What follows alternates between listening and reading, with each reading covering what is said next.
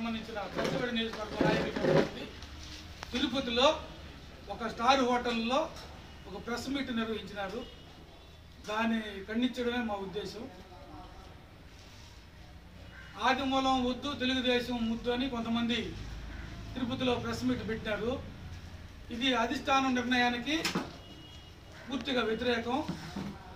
మేము అధిష్టానం నిర్ణయమే ముద్దు, చిల్లర చేష్టలు వద్దు అని మేము చెప్తున్నాం.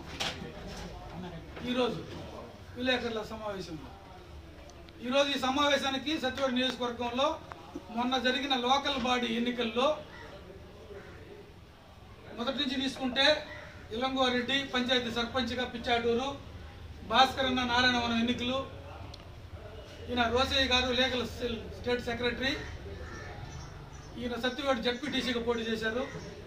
ఈయన సెల్వ కుమార్ గారు రిటైర్డ్ సబ్ ఇన్స్పెక్టరు, నాగలాపురం మండలంలో ఎంపీపీగా పోటీ చేశారు.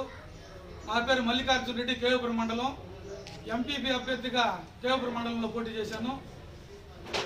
అన్న గోవిందస్వామి గారు సీనియర్ లీడరు, నారాయణవనంలో జడ్పీటీసీగా పోటీ చేశారు.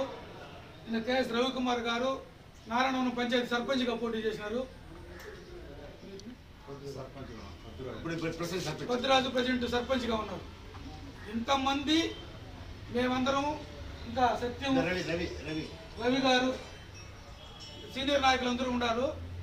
వైసీపీ ప్రభుత్వాన్ని ఎదుర్కొని లోకల్ బాడీ ఎన్నికల్లో పోటీ చేసి కేసులు ఎదుర్కొని లక్షలు డబ్బు ఖర్చు పెట్టుకొని డబ్బులు పోయి కష్టం పోయి కేసులు మిగిలి అప్పటి నుంచి పార్టీ జెండా మోస్తూ పార్టీ పెట్టిన కార్యక్రమాలకి ప్రతిరోజు అటెండ్ అవుతూ పార్టీ సభ్యత్వం ఒక్కొక్క గ్రామంలో 200 మందికి 100 మందికి క్రియాశీలక సభ్యులుగా చేర్పించి పార్టీ మినీ మహానాడు కార్యక్రమం నిర్వహించి